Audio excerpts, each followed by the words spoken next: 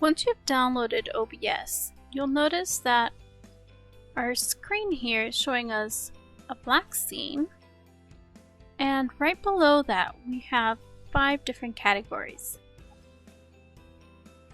scenes, sources, audio mixer,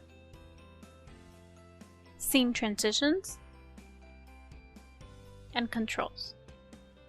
Now today, we're only going to focus on scenes and sources. So what we're going to start off is by going to Docs and selecting Audio Mixer, Scene Transitions, and Controls. We want to make sure that scenes and sources are the only ones checked and available on our screens. Scenes and sources are the meat of OBS Studio.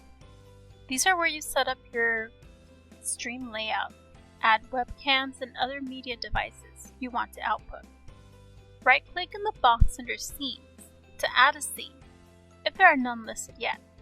You can create as many scenes as you want, and name them to easily distinguish between them. The arrow buttons can be used to change the order. As an important note, all scenes and sources are global in OBS Studio, so they cannot share a name. This means if you name a source Start, you can't have a scene with the same name. Once you've created a scene, right-click in the Sources box to add whatever you want to capture, whether it's a specific window, capture card, a game, image, text, or your entire display. There are several different sources available in OBS Studio for you to choose from. We're going to get started by creating our very first scene. To create a scene, you're going to select the plus sign. We're going to name our scene On Screen. For this scene, we're going to make sure that only our cameras are available for our users. So under Sources, we're going to select the plus sign, and we're going to add a video capture device. We can name this video capture device. I'm going to name it Laptop Camera. You can name it Desktop Camera. If you have multiple cameras, you can give it a specific name, something that's meaningful to you. Once you're ready, press OK. On the new pop-up screen, you'll see that your camera is right on the screen. Here you can select OK. Now notice that the screen here has vertices in red. You can click and drag to resize them so that you appear on the screen. We're going to add our second scene. Going back to Scenes, we're going to select the plus sign. And for our second scene, we're going to add On Screen with name and select OK. Now once you add a new scene, because there are no sources selected for the scene, your screen goes black. You can click on the first scene where we're on screen, and we're able to view our camera. Going back to On Screen with Name, we're now going to add our sources. Our first source is going to be a video capture device.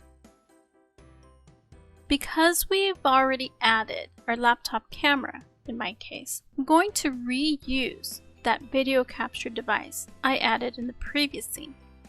Select Add Existing, click on the camera you wish to use, and select OK.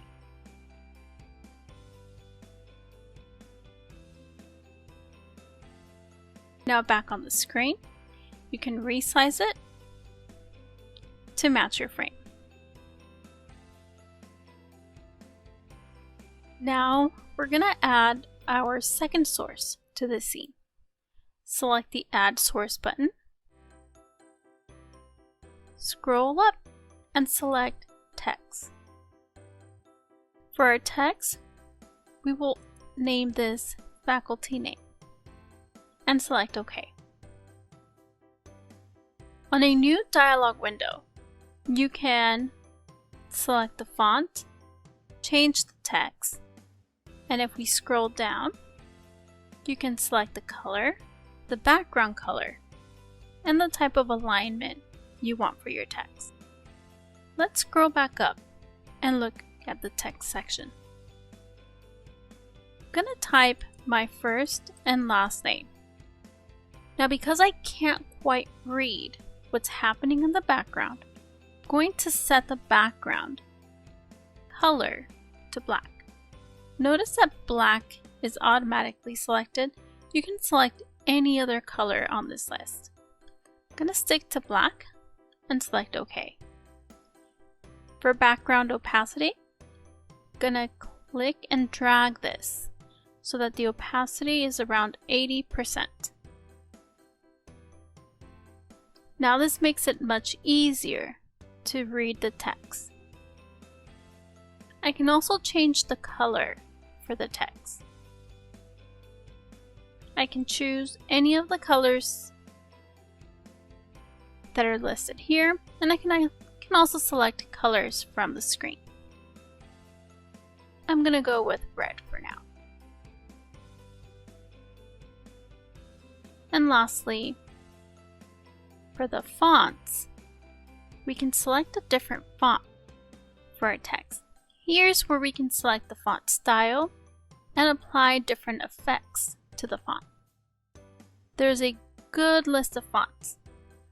Now you can't preview the font until you select OK.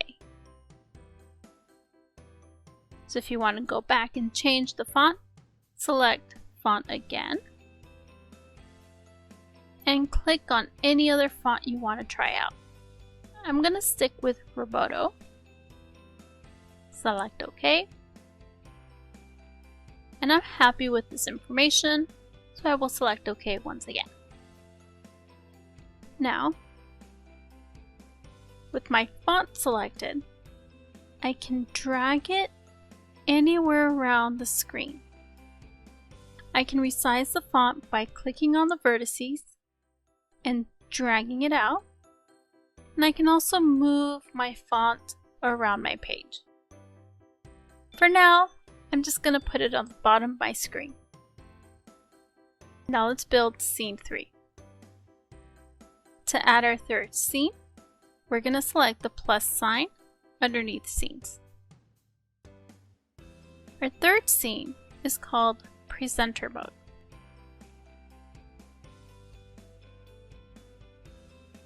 Select OK. Now remember, nothing's on the screen because I haven't added my sources yet. Let's add our first source. Select the plus Add Source button, then select Image. This is going to be our background image. We're going to rename it to Background and select OK. Now while I've added that source, or I've created that source, I still need to find the file I wish to use as my background image. My file is in my downloaded folders for OBS Tech Tuesday. And we're going to select the background picture.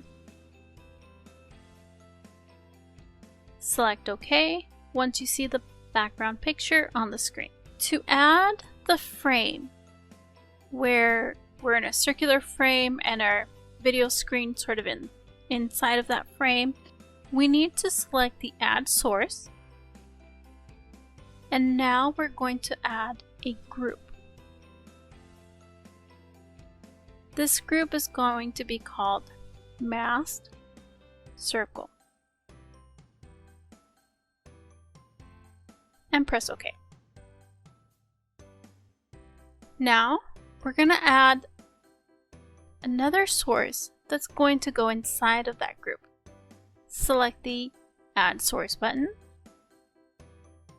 Video Capture Device, and once again, add existing and the current camera you've been using. We need to reorganize our sources. Our laptop camera should be dragged over the mask circle frame so that the mask circle frame group turns blue. Drop it. Once you drop it, if you hide the mask circle frame, you'll no longer see the laptop camera source. This means that you've grouped your laptop camera source into that folder. Next part's a little tricky. We're going to apply a filter to our mask circle frame. We're going to right-click over the mask circle frame group and click on Filters. Now under Filters, we're going to add an effect filter. Select the plus sign and select Image Mask Blend.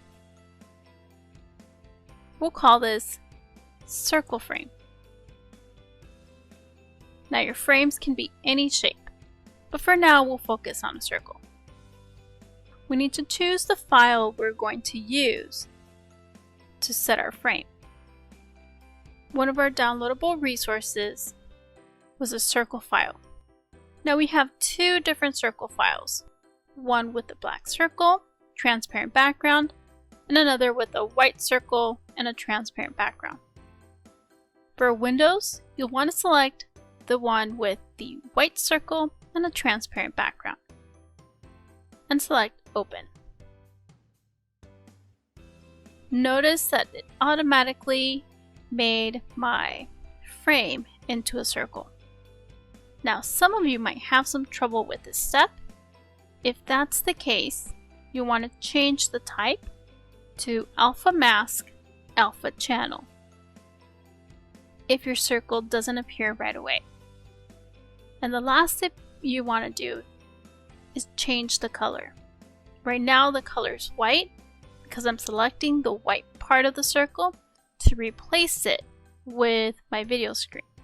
But if you've chosen the black circle, you'd want to select the black color here to replace. Once you're ready, select Close. Now while we're on the screen here, you can also resize this source and you can move it around the screen and place it where it's easiest for your users. Now that's it for today. Feel free to reach out if you have any questions.